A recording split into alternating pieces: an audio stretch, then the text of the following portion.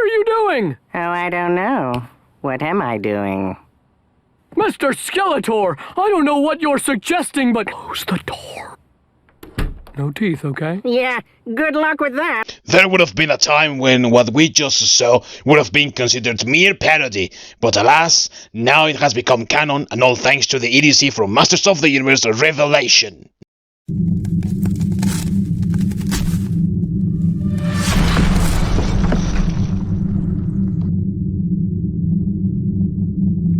The second part of the bastard that Kevin Smith created for Netflix out of the Masters of the Universe franchise is out already, and words on the street are that this is an even bigger disaster than part 1.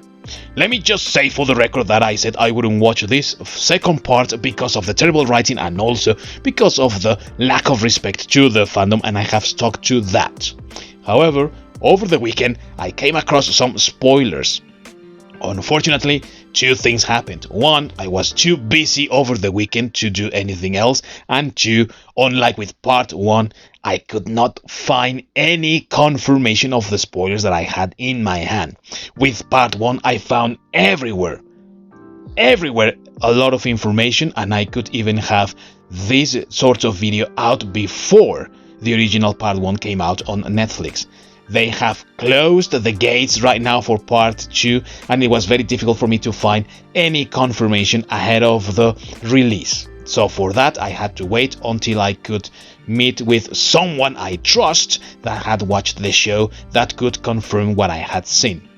This happens mainly because it is more important for me to have accurate information for you and not to spread lies and misinformation than to have the scoop before anybody else. Given that also, and because we dealt in major details, some small things, some small details might just slip by, and for that I apologize. Also, if you find that something that I said is not 100% accurate, help me fixing those things by commenting down below, and we can correct in that way the information that we have so that it is 100% accurate. Without further ado, let's dive into this thing, but be warned that it is a crap fest. You are not going to leave here all that clean. The story begins with Chilla's origin. Apparently, the child was born out of the sorceress and man-at-arms love. Now, I know what long-time Masters of the Universe fans will say right here. This isn't the correct origin. In the 1980 series, Duncan found the child in Soar, aka the Sorceress' Nest, and took care of her as if she were his own. This vandalized attempt from Netflix is supposed to follow the 1980s narrative, right? Well, dear viewer, I did warn you, didn't I? Nothing makes sense in this anymore. So if you can just leave your logic behind, I think that you will enjoy this show even more. Anyway, we are back where we left off with Adam stabbed and Skeletor becoming a god. So, instead of eliminating his enemies, what does he do? He is fighting with the sorceress, a verbal fight there. And of course, while he is just jabbing and jabbering, what the sorceress does is that she takes everyone save Duncan, because she loves him so much, out of Grayskull and into the Palace of Eternus. Enraged, Skeletor kills her and puts Duncan into a dungeon. Do you remember in first part 1, how Evelyn had said that Duncan was the most dangerous man in all of Eternia? Well, wouldn't that mean that you have to get rid of the poor bastard as soon as you can? Not if you're Skeletor, you don't. What he decides to do is transform innocent people into Skeletor minions who go after our heroes, and I am using that expression with major air quotes, because they are mindless. They are transformed through some mist or vapor or magic. I don't even know anymore. Anyway, Fisto and Clampchamp help them get into the throne room, but while they are doing that, they get touched by this magic, they become these monsters, they lose their minds, so they attack the heroes and they die. Way to treat the two characters you just had for, I don't know what, like 2 seconds in the first part, you idiots! And since Sheila, Andra, and Adam go into the throne room unscathed, apparently Skeletor has no other recourse but to go himself, personally, to the throne room and face them. This is where Adam turns into the Savage He-Man. The trailer, as far as I understood it, makes me think that maybe Adam knew what he was doing and that maybe he had even tried it before. But in reality, he doesn't know what he's doing. He becomes this mindless brute, this Hulk man, and kills innocent people that were transformed into these monsters against their will. Yeah. That's heroic, right? Because that's what heroes do. And to make it even more quote-unquote heroic, you know what he also did after he fought these people? He also killed an animal. Yeah, because the animal was standing in his way, just because of that. He can only be subdued by his father, King Rander, who proved to be the greatest prick in part 1, but now has seen the error of his ways and is proud of his son. Yeah. You know what, about that little bit, wouldn't it have been better that you had been proud of him before you knew he was He-Man? No, of course not, right? You're proud of him now because he's the hero that you approve of. Pathetic parenting techniques right there. I guess nobody in this writers team ever had a fatherly figure or is a good parenting role model themselves. I mean, just look at how they write men and women. They even wrote down that the king and queen got divorced or some stupid crap like that. So that tells you a little bit of how they think and what they think about being in a family union, you know. It's just pathetic, really. And it's also sending the wrong message that you are only accepted when you are what others want you to be. Yeah, way to go with diversity and inclusion, idiots. Then we have Evelyn getting bullied by Skeletor because every single man in this graphics has to be an arsehole. And it has to be always against women. That is, unless we are talking about a beast in this case, Beastman, you know, who is the only one wise enough to tell Evelyn to open her eyes. Dude, she's not gonna bang you. She hates your guts. It has been evident in, I don't know, pretty much every single incarnation of the Masters of the Universe franchise. But of course, we needed a beta cocked boy to complete the set here and follow the agenda, didn't we now? And in his wisdom, he tells Evelyn to go against Skeletor and hold power for herself because she has now become the sorceress. So what happens is that Evelyn, now turned into the sorceress by Skeletor's power, seduces Skeletor into giving up the power. Know what you need? A good skull fucking. What? Yeah, it's the same thing Evelyn wants to do. She wants to skullfuck Skeletor as well. Then, this exchange happens. You know I've always been attracted to power, but now you're imbued with it and I want to feel it all. Sounds too much like sexual innuendo to you? Wait until you hear what is next in this exchange. Not like this. If a mere mortal sleeps with a god, she could wake up in the afterlife. No, you must power down. So, let me get this straight. Skeletor has a boner, and because of that, he thinks that it's a good idea to quit the power sword, to quit the power, because he thinks with his dick like a 14-year-old would. Oh man, no! That's my dick! Oh, we know it is, Skeletor. We know you think with it. We already know. Oh, I have a question here, everyone. For all those feminists, the soy boys, the cocked dudes, and other social vermin out there that always talk about how women should be empowered. How is using sex to climb into a better position any representation of an empowered woman or a good role model? I mean, didn't you say that a woman should not need such things to climb? Only her intelligence, her brain skills, and all those things to do well in life? I'm telling you, everyone, I'm telling you, this makes no sense at all. And even more so if you consider that Skeletor at that point was nigh invincible because he had all this power. And then he gets defeated because he wants some pussy when he could have just used those powers to summon someone from around the universe, another dimension or whatever, to shag him. I'm telling you, it doesn't make sense. It's completely idiotic. Anyway, Evelyn uses X to trick Skeletor and gets hold of the power sphere and turns herself into Evelyn, the most powerful woman, man, child, soy boy, soy girl, whatever in the universe. And if you are thinking that this is getting more and more ridiculous, let me just tell you that by that moment you have yet not seen He-Man, only the savage brute and Adam.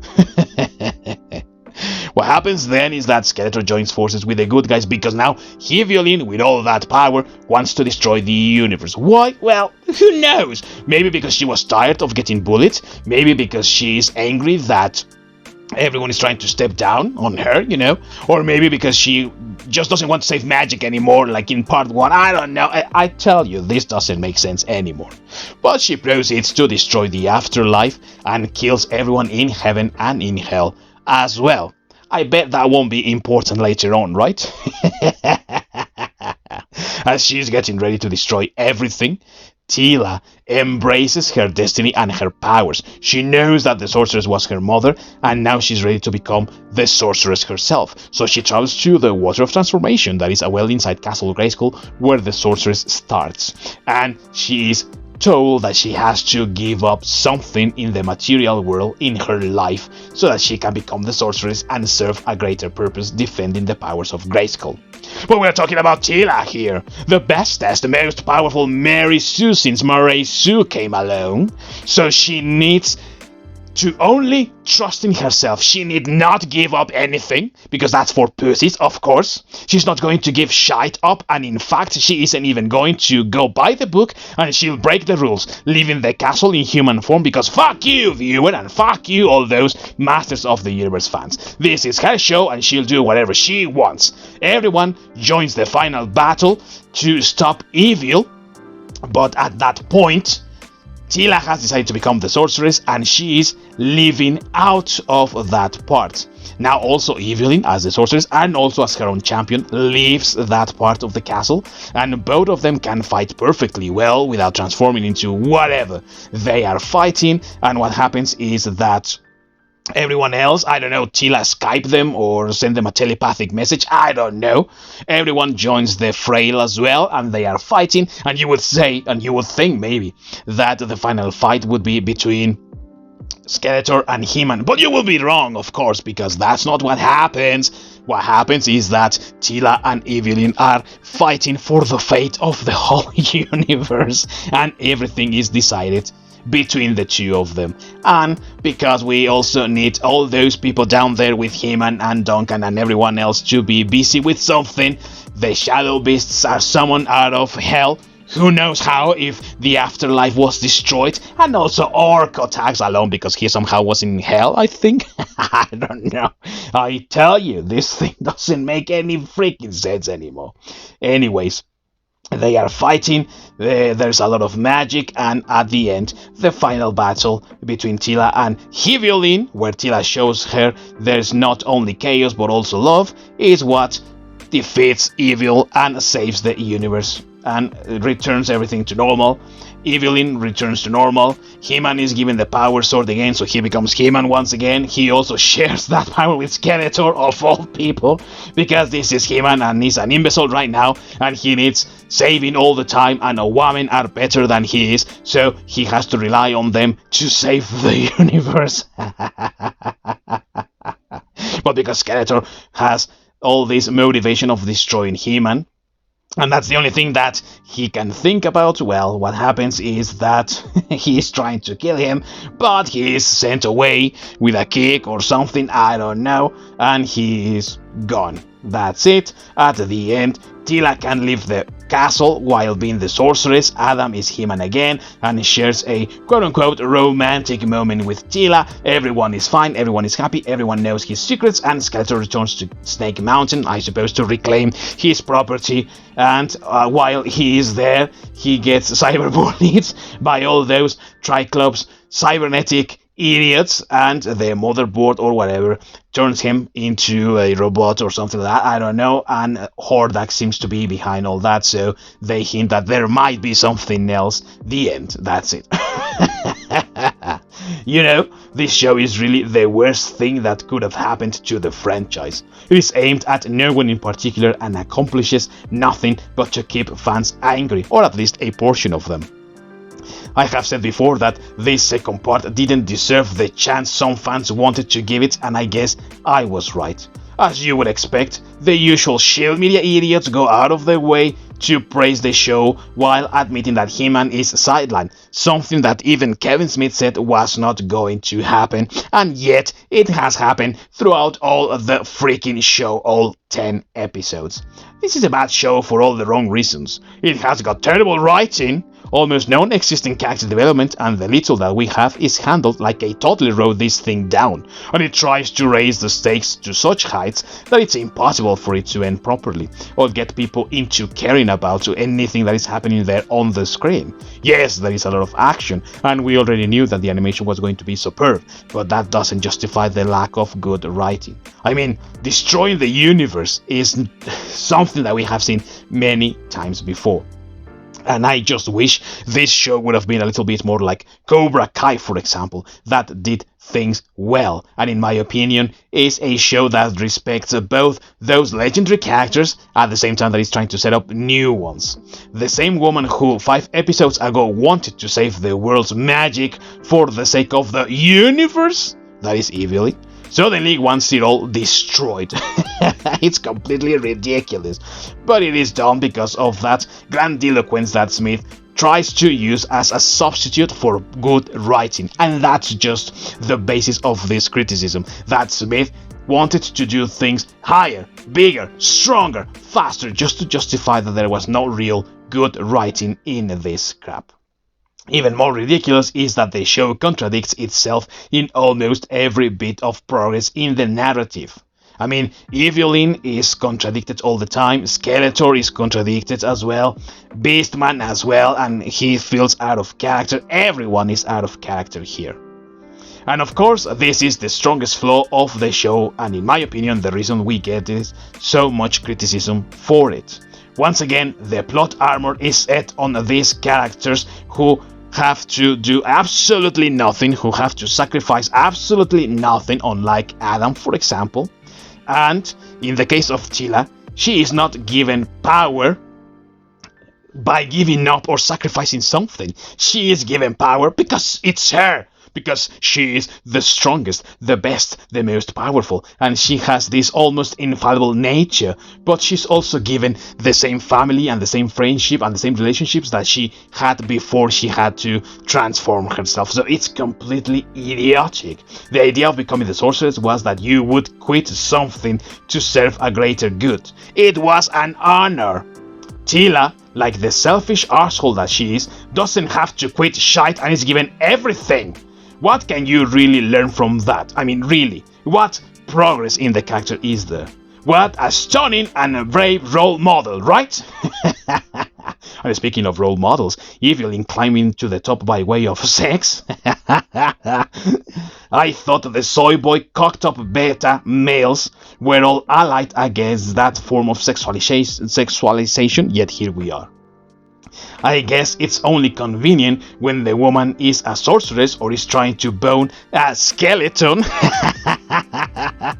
Oh man, no! That's my dick! We know Skeletor also Evelyn does, and that became your undoing. This shows women are terrible. They are all glorified as the greatest thing ever, but they are really not. I mean, Adam is more of a hero than 1,000 of these Tilas and these Evelyns, simply because he was willing to sacrifice for a greater good, something that this Tila in particular seems not only incapable of doing but also unwilling. The final conflict is resolved not between He-Man and Skeletor, but between Tila and Evelyn, who are two of the worst characters, not only because of how they were written, but because they are selfish, who only look after their own interests, and who do not give up anything or sacrifice anything to achieve something else. I mean, Tila was given everything, and there was really nothing that she could sacrifice or learn from those things. And even the Shield media admits that at some point both He-Man and Skeletor, who were in the original show the main characters, get sidelined. Like Polygon here that says, quote, Part 2 of Netflix's He-Man sequel gets real philosophical and kinda sexy, and it says in the main article there. But while He-Man and Skeletor have more screen time in Part 2 than in Part 1, the story still largely belongs to the women who were their sidekicks in the original show. First of all, yeah, it's so sexy seeing a woman trying to kiss a set of bones right in the teeth, right? But close the door.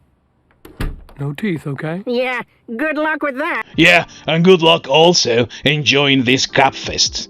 You know, these people in the Shield media sites, they just don't understand what this story was about, what the characters were all about. They don't even care.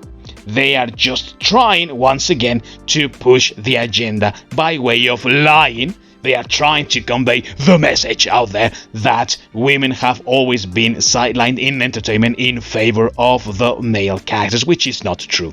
Just in Masters of the Universe, for example, Evelyn was never Skeletor's sidekick. She was his equal, and sometimes even wittier, more intelligent than Skeletor himself. She had her own agenda. She knew what she was doing and why she was doing the things. And as for Tila, she was the captain of the Royal Guard and had a more prominent role ahead of her in both the 1980s show and in the toy line. The problem was that because of the She-Ra show being developed, there was no more money assigned to that project and it was cancelled.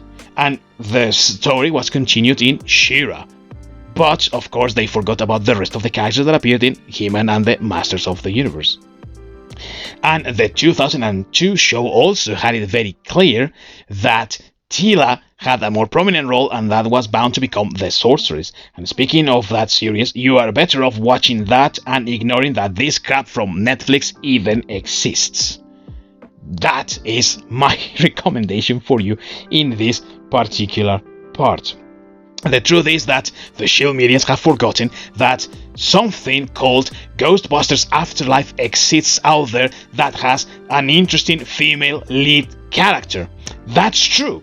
The little girl called Phoebe is more interesting as a character than Tila and Evelyn in this one, and she happens to be also a woman. The difference is that that character is well written, but of course that is also going against the narrative because Ghostbusters Afterlife completely ignores the 2016 all-female show, the movie that was so terrible that nobody wanted to watch it and nobody did. And because of that, they are going against that one, and because of that also they are trying to hail Masters of the Universe Revelation as this great show when in fact it's just crap because the characters are poorly written and the story is just trash. Just like that. Now, to those who think that it's a good idea to give this show a second chance because Hordak might come in a possible continuation in a season 2 or part 3 or whatever you want to call it, I'm sure many will want to give it the benefit of the doubt. Well, I'm telling you, when are you going to get tired of getting trampled over? Wake up! They don't care about you, they just want your money, they want your time and your effort. Don't give them that support because they simply don't deserve it. Anyway, that is only my opinion. As always, I want to know yours, so let me know down below in the comments whether you want to watch this thing or not, and whether you liked it, if you already watched it, and what you think about it. Until next time, everyone, peace out.